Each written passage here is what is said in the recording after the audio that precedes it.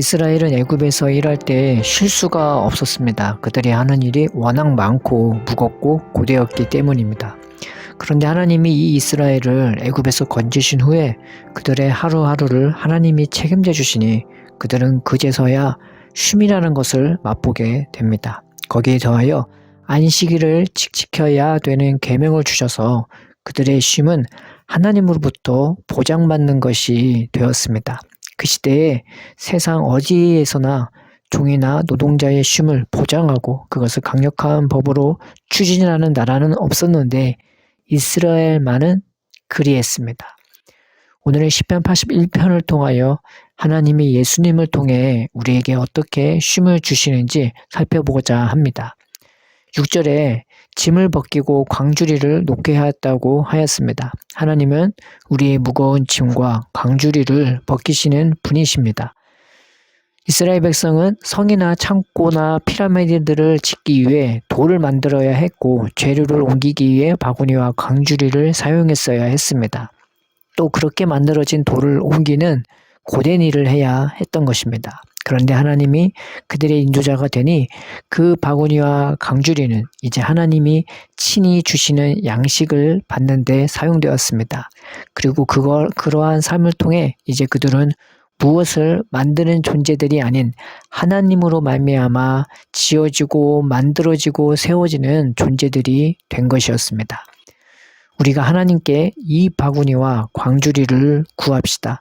세상에 헛된 것을 세우기 위한 바구니와 광주리가 아닌 예수님을 통해 주실 참된 양식을 날마다 거두는 바구니와 광주리를 가지고 주님께 나아갑시다. 예수님은 오병이어의 기적과 칠병이어를 통해 12바구니와 7광주리로 남음이 있는 표적을 보여주셨습니다. 하나님께서 자신을 통해 주실 생명을 이렇게 보여주신 것입니다. 하나님은 자신의 아들의 손에 우리와 우리의 모든 것을 다 맡기셨습니다. 이제 나에게 참된 양식을 주시는 분은 예수님이십니다. 이제 나를 당신의 손으로 친히 빚으시고 세우시는 분도 예수님이십니다. 나의 인생을 만들어 가시는 분은 예수님이십니다. 오늘 하루 주님의 손에 우리를 맡겨드리며 예수님을 통해 주실 사랑과 은혜와 평안을 구합시다. 그것으로 말미암는 쉼들이 모이고 모여 우리도 남에게 쉼을 줄 수 있는 사람으로 세워질 것입니다. 8절에는 들으라는 말씀이 있습니다. 무엇을 듣습니까? 우리를 향한 하나님의 사랑과 우리를 향한 하나님의 계획을 듣는 것입니다. 우리를 향한 하나님의 사랑과 계획은 크십니다.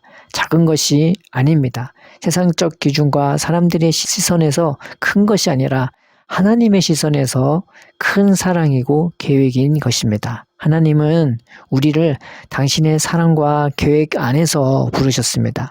하나님은 우리를 세상 모든 민족 가운데서 뛰어난 백성들로 세우기를 원하십니다. 하나님을 아는 백성, 하나님과 동행하는 백성, 하나님의 말씀을 듣고 소중히 여기면서 세상에서 빛과 소금의 역할을 감당하고 세상 사람에게 꿈과 희망을 주는 백성으로 우리를 부르신 것입니다. 이 계획을 위해 하나님은 우리와 교제하시기를 원하십니다. 날마다 우리를 향한 사랑과 계획을 알려주시고 경험케 하시기를 원하십니다. 믿음이란 우리를 향한 주님의 사랑을 듣고 보고 먹고 마시는 것이라고 예수님은 말씀하셨습니다. 이것을 알게 될 때 우리에게 오는 것이 참된 쉼과 평안입니다. 예수님은 성령으로 이 사랑을 부어주시기를 원하십니다. 우리가 이 사랑의 말씀을 들읍시다. 또 듣기를 소원합시다. 이 사랑을 듣기 시작할 때에, 이 말씀을 듣기 시작할 때에 우리에게 쉼과 평안이 임하고 이 사랑이 우리를 당신의 자녀로, 당신의 자녀답게 우리와 우리 인생을 만들어 나가고 세워나갈 것입니다. 9절에는 다른 신을 섬기지 말라고 하셨습니다. 즉 하나님만 섬기라는 것입니다. 우리가 하루하루 마음에 새기며 명심해야 할 것은 내 인생을 책임지시는 분은 오로지 하나님뿐이라는 것입니다. 나도 나를 책임 묻히고 다른 사람들은 말할 것도 없습니다. 그리스도인의 인생은 오로지 하나님이 책임지십니다. 그래서 하나님은 우리를 책임져 주시기 위해서 예수님을 보내주신 것입니다. 또 그것이 분명하고 확신함을 보여주시기 위해 예수님은 죽어주셨고 하나님의 능력으로 살아나셨습니다. 우리가 주님의 십자가와 부활을 보면서 예수님을 의지합시다. 그분만이 나의 삶을 하나님께로 인도해 주시는 참된 인도자이심을 믿으며 시인하며 고백하며 기도합시다. 10절에는 내 입을 넓게 열라 내가 채우리라 하였습니다.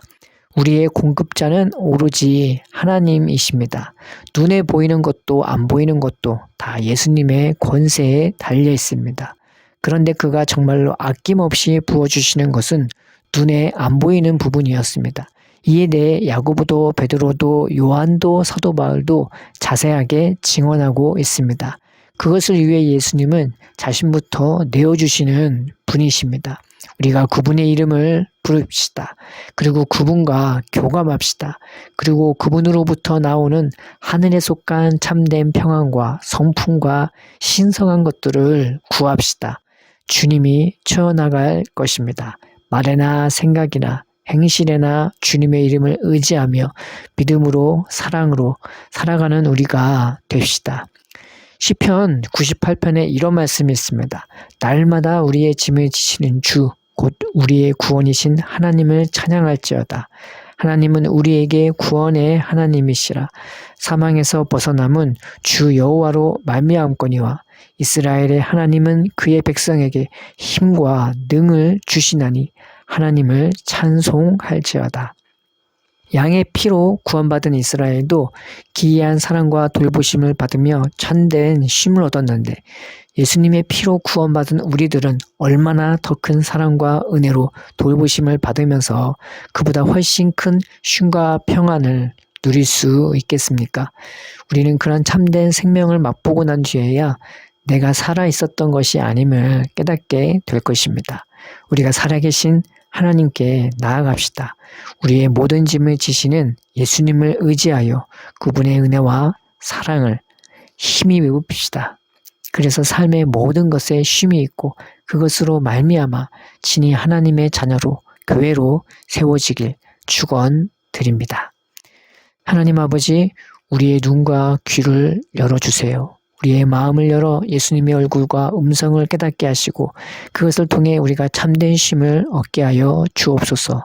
그 쉼 가운데서 아버지와 아들과 성령과 교제하게 하시고 우리가 하나님의 자녀로 교회로 만들어지게 하여 주옵소서.